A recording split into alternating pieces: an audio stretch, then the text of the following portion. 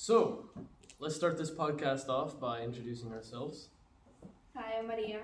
Hi, I'm Baltasar. Hi, I'm Bryce. Hi, I'm Catherine. Hi, I'm Sophia.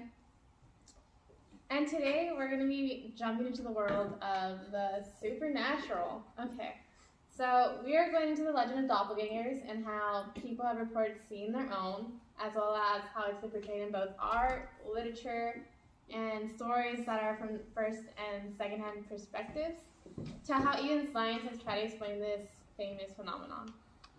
We all long to be somewhere at any, given moment when we daydream about doing something or being somewhere because we're bored out of our mind and don't want to be laying in our bed at 3 a.m. And, but, no one can be in two places at once, or can we? Right now, there are 8 million people in New York.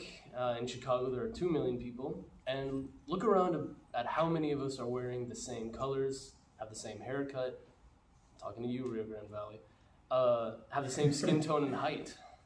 Genetic probability is compared to like supernatural encounters of seeing your doppelganger, but reports are commonly called like bilocation, and it's been referenced in Christianity and Hinduism and even the occult. In some cultures, these mystical duplications are known as changelings, found in countries such as Ireland, Wales, Sweden, Poland, and like other European countries. Some people even use the myth of changelings to explain why a person has suddenly changed. Instead of admitting to yourself why your partner has suddenly become an angry drunk, you would say that they have become replaced. Something that psychologists now call Capra's delusion, which means you feel like imposters have replaced people that you know. The natural world and all its phenomena that have been seen throughout the multiple cultures can be seen as the influence of the doppelganger, just called by different names, basically. Science can indeed change magic into something that can be understood, taking the myth out of a story and replacing it with something a little more real. And although science can explain the reasoning behind multiple myths, what happens when multiple people have seen a doppelganger, when even reputable people make such a claim, or those who can prove the claim themselves.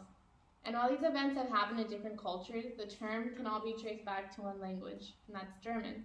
And that term is doppelganger.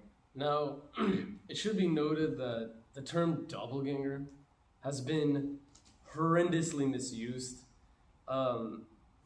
And its meaning has kind of been diluted. A lot of people are just saying, oh, the person's identical. It's a doppelganger. That's bullshit. So a doppelganger isn't just like the outcome of, the roll of genetic dice where you end up looking exactly like another person, or they look exactly like you, or two people look exactly like each other. That's not technically what a doppelganger is.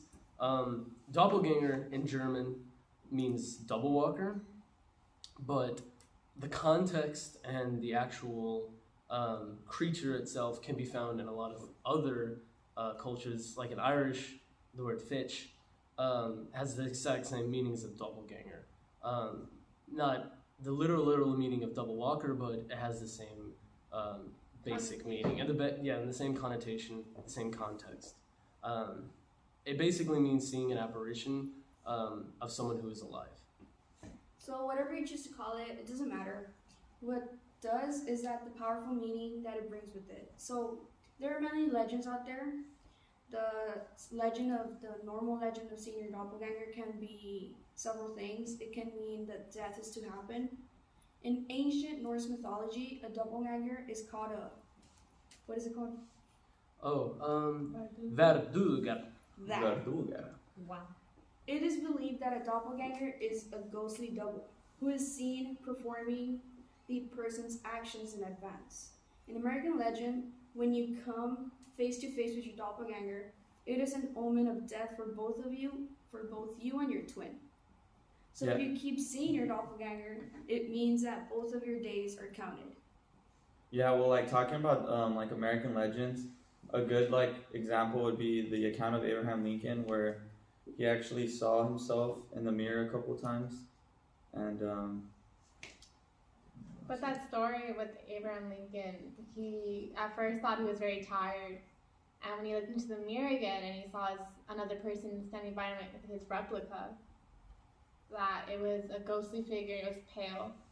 And his wife actually had English ancestry, so she told Abraham Lincoln that he would be able to, what did she say? Oh yeah, she said it was like a bad omen or something like that, and like that he wouldn't finish his second term, I believe. And Yeah. so like, yeah, he ended up getting, shot up. Yeah. Unfortunately, right? Yeah. Unless you missed out on your history lesson. I'm not sure how it went down. Unfortunately, yes, he's quite dead. He did not finish the second term. Oh, that's So unfortunate. someone like foretold his future, basically. Yeah, and Yeah. The true American. so that's just like very. It's kind of interesting. Like, not to cut you off, but just a little side tangent. It's kind of interesting in history. You see a lot of like really, I guess you'd say like really popular men, like celebrities, whether they're a politician or musician. You do see a lot of accounts of their wives telling them they're about to die, and then they die. Like, like with Buddy, well, think about it. I've never heard of that. No, I've never heard of that. with Buddy Holly. With Buddy Holly, his wife, and I would hope you guys know who Buddy Holly is. Also, the people listening, because he's from Texas. His wife actually told him that he shouldn't go on this one particular plane ride that was going to be to a concert, and he was like, "Oh no, it's nonsense. Like it's just a normal plane ride. Like we go on plane rides all the time. It's not a problem." He died on that plane ride. I just think it's kind of interesting that So do you think that there's like when someone passes and there's a warning, do you think that's supernatural or just a gut feeling? I think it might be more of a gut feeling. I think it's interesting though. I think it's something that I think it's an interesting little tangent to think about, just because like this has happened before. Obviously, she didn't see his doppelganger, in a plane crash, but but it's still kind of an interesting account of like a man's wife, foretelling his demise. Mm-hmm. Yeah, like it has nothing to do with that, but like my dad has that gut feeling, and he told me not to go to the store. Like I drove my car and ended up breaking down. Has nothing to do with it, but talking about gut feelings, yeah. But I mean, it also brings out that everywhere in social media, you always see someone that looks like a celebrity. Yeah. Yeah, So that's like, true. I recently just saw this girl that looked like Ariana Grande, But but it wasn't her. do you think they do that for attention? They try to look like that, and that's kind of more different from what a doppelganger is. It's like getting Bryce to try to look like Balthazar. Like he could try to impersonate him, but that's not a true doppelganger in the sense we are talking about. Yeah. People use have like to a lot push of my plastic surgery, makeup, and stuff to make themselves look like a lot of people out there. I mean, like how in the films and movies and stuff to like represent other people, they use like a bunch of like either like effects, facial effects, makeup, Yeah. surgeries. Yeah, especially with stunt doubles. Oh yeah, that's true. So in German folklore, a doppelganger is seen by a person's relative or a friend. It is said that it signifies that that person is either in danger or would have a serious illness that might kill them. So seeing one's doppelganger is an omen of imminent death in German folklore, but another German interpretation is that a doppelganger is considered an evil twin. And when you see your evil twin, you're not supposed to follow what the advice that they give you, because they say that, the legend says that person might like misguide you for you to have misfortunes and them to take your place. Mm-hmm. So there has been great confusion on to why like we see one's doppelgangers, but there are also another tale is the Scottish tales from Orkney Islands. So they describe a doppelganger as a mystical baby snatcher. That it replaces real human babies with replicas, then eventually the baby dies, gets real sick and dies, and then, you're left with no baby.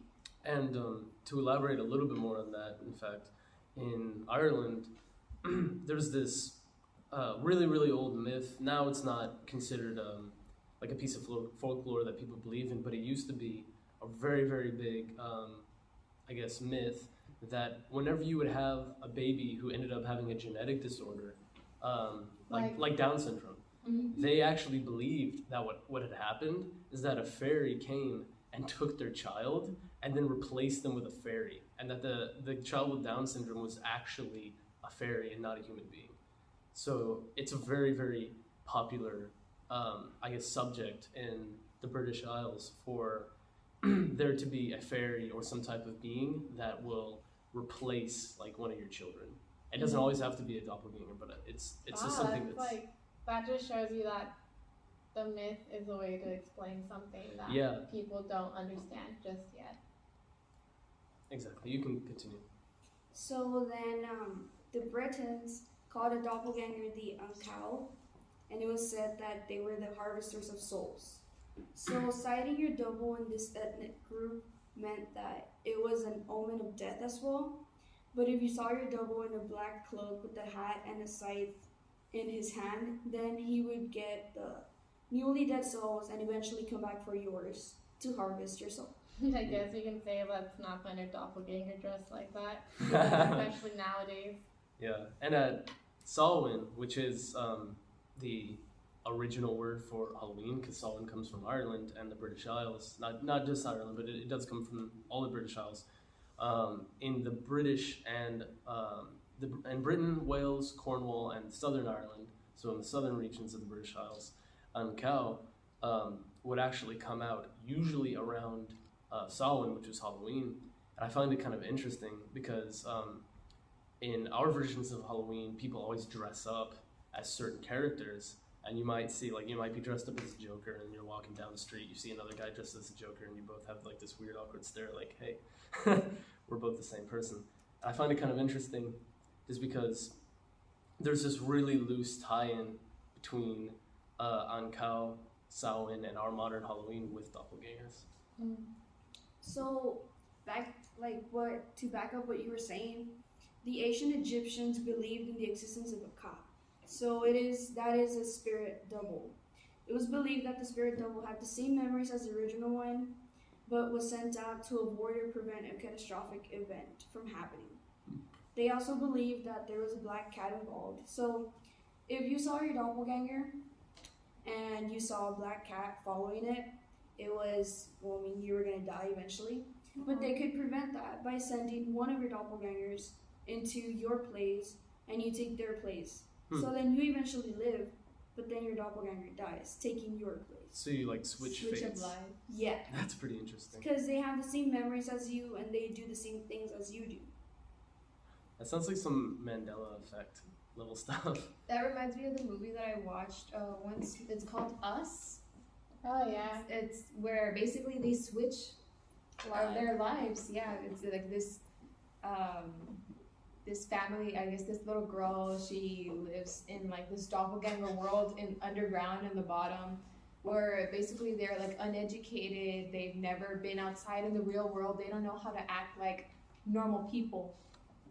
And I guess they switch places, and in the end it turns out like they're trying to switch back their families, and you just notice, you find out how it's like it's a different world with a different perspective of their lives. Mm-hmm.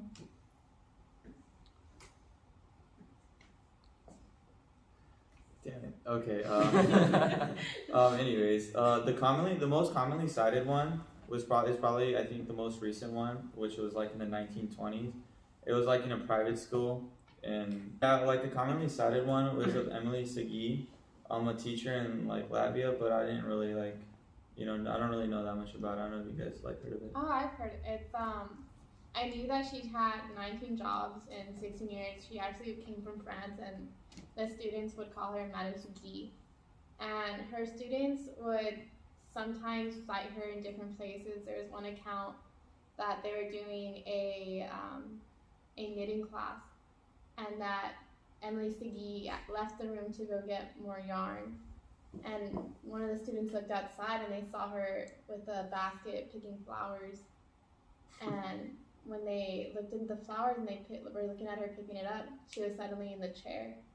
And one of the students, the braver ones in the class, actually reached their hand and it kind of passed through her, but she wasn't like just empty air. There was substance, but it wasn't like a person. Well, of course, those kids eventually actually left during the Christmas holidays and they went to their parents' house and, of course, told them the stories. The parents, being from a higher class, were complaining. They called the principal of the private school and Emily Segui was eventually kicked out of the school from her paranormal events. I mean, maybe that's why she had 19 jobs in 16 years. You know? Yeah, Yeah. maybe she was haunted. And then one of the students from that class actually went and found her living with her relatives in the city. And she encountered the children that were living with her. And they said, oh, like, you can usually find, like, Auntie Segui, like, in these, like, several places all at the same time. And the student eventually talked to Emily Segui, and Emily Segui said, oh, this always happens to me. And she explained how many jobs she had been through. And she explained that this phenomenon had been happening to her for a long time. That's wow. Especially that she had 19 recorded jobs in 16 years.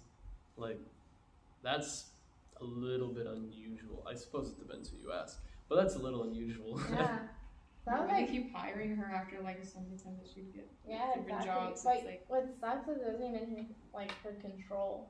It just happened. But wouldn't it be normal for like if you look like someone else, they have like different information from you? Mm-hmm. So like, wouldn't that have like popped something in people's heads like, oh, it's not the same person? Yeah. And the only thing I know is that it was the daughter actually, she moved to America and she married, I think, a famous author here. So it is a well-credited source. I'll tell the name or it'll be in the script later, but it really is a really strange story. That is pretty interesting. So,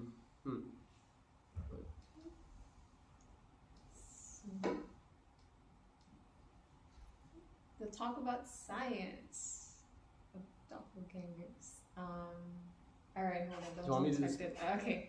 do you want me to just go? Because it doesn't It's have more like the genetics. The genetics. The Yeah. genetics, to be honest. But do you want me to just talk? Because like my thing talks about like Like, check how much Because time you said passed. you My said the thing talks Down about- syndrome, and then I was like, If you oh. check how much time has passed, anyways, we have a ton of shit. But we've had to That's edit bad. out. We've had to edit Yeah. out a lot of stuff. It's better to just get as much as we can. Yeah. Okay, so then Bryce, talk. You can come in. I have after. I have this that I want to talk about, like, because So she you're gonna talk not right she now? didn't only have just one doppelganger, but two. White people. Okay. So, right, let's go. So, throughout the whole history of psychology, scientists have always been interested in whether nurture or nature plays the role in how people look, how they dress, how they act, what they do with their lives. It's always been a really, really, really big topic of research and discussion, because for a long time, psychologists didn't completely know. Like there was always, and that argument branched into so many different like parts of psychology, like about intelligence and et cetera, et cetera. And psychologists have actually done a lot of tests that are similar into investigations for doppelgangers. There have been a couple accounts where they have tracked down separated twins at birth, identical twins specifically, and they've been able to actually discover that whenever people are identical twins and they're separated at birth, they do tend to play out very similar lives, and they do resemble doppelgangers because not only do they look similar, but they've always tended to do the same things, dress the same, and in some cases they've even had the same like wife names. In one study, the Minnesota twin family study, which is probably one of the most popular research projects about this, probably implemented like 10,000 people into the research about how it affects the character, and there was one account of Elizabeth Hamill and Anne Hunt. They were a fraternal twin example, and they spent roughly 78 years apart from being separated at birth. When they were reunited in 2014, one was living in Oregon and the other one was living in the United Kingdom. So those are very different environments to grow up in, but they had striking similarities. They were both widowed, which I suppose makes sense due to the age. However, both had husbands named Jim. Both of them were very religious, and both of them liked to work with photography and cameras. They said that they were fascinated to work with each other, because it shows how people growing up in completely different cultures can still experience very strangely similar things. That's an account that that they both talked about. And then there was another case from two brothers, roughly 19 years later, where they were enrolled in a New York college, and that they were enrolled in the same New York college that one had attended earlier.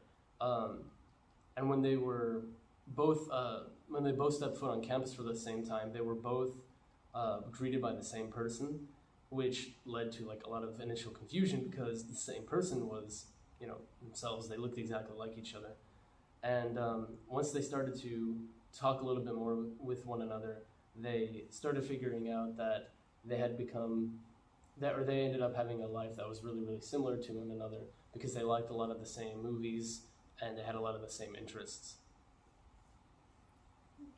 Okay, the stories of doppelgangers have been depicted through stories of real accounts as well as in art and in literature. One famous artwork of doppelgangers is the artwork by Dante Gabriel Rossetti titled How They Met Themselves. And in that painting, it depicts two lovers going on a stroll in the forest, and they greet and see another version of themselves in a ghastly, glowing light. And that picture just shows how their art, it portrays supernatural beings as being very similar to earthly things, yet completely out of this world at the same time. One famous example in literature is the play Hamlet by William Shakespeare, and the ghost of Hamlet's father in Shakespeare's Hamlet is an example of a doppelganger. The idea of getting revenge is put into Hamlet's mind by the apparition of his father, who tells him that he was murdered. The use of doppelganger helped Shakespeare to set up the entire plot of the play, which revolves around the theme of revenge. William Wilson is another story, and this one was by famous author Edgar Allan Poe, which also follows the theme of the doppelganger. William, the protagonist, meets another boy in school who had the same name and looked strikingly like him. He dressed like him and even walked like him. The only difference between them was that William's doppelganger could only talk in a whisper. The doppelganger haunts William all his life. Worn out by the troubles from his double in his affairs, William stabs him, only to discover, looking in the mirror, that he had stabbed himself. He hears the voice of his rival as if it were his own. And that's my accounts that I found, which were very popular in art and literature. So yeah. So we all basically know how right now none of us here really look alike. But out there, I believe. I think Balthazar and I are striking resemblance. So basically, I do believe all of us out there do have our own doppelgangers, and basically it's all because of evolution and the development of how our genes have just developed in such a way. Maybe in the past we all could have had similar features, but nowadays there's 7 billion people in this world. It's crazy. It's a crazy amount, and how much we've just evolved over time. I mean, one of the really good examples that I used from an article called Genetic Literacy Project, it's the unrelated twins, identical twins, ? Basically. And so there was these random kids trying to find their identical twins, basically doppelgangers, going through social media, and by using just social media, taking pictures of themselves, interacting with other people in the media to see if they can try and find their own doppelgangers to help them, provide them with assistance. And one of the 3 students there, her name is Naim. I'm not too sure if I'm pronouncing that correctly, but she not only found one striking resemblance, a person of her own doppelganger, but 2. So it's just very, very weird and unfamiliar, for us to find someone who is a striking resemblance of us. She only found not only found 1, but found 2. And it's crazy. And she found these people in the other side of the world and stuff. It's crazy. Like, she found one of them, which her first name was Karen, and her second match, Luisa from Italy. And they're basically, yeah, I mean, with the help of social media and people, they were able to find she was able to find her own doppelgangers. It's crazy. That's pretty interesting. I've always been told I look like PewDiePie. But, yeah, that makes sense. And I mean, remember when we tried that app that we were trying to find your own doppelganger? Yeah, in fact, we could definitely try to see if we can put some of those in post-editing. We'll see if we can get some of our doppelgangers, as well as the link to the website. And that's a wrap.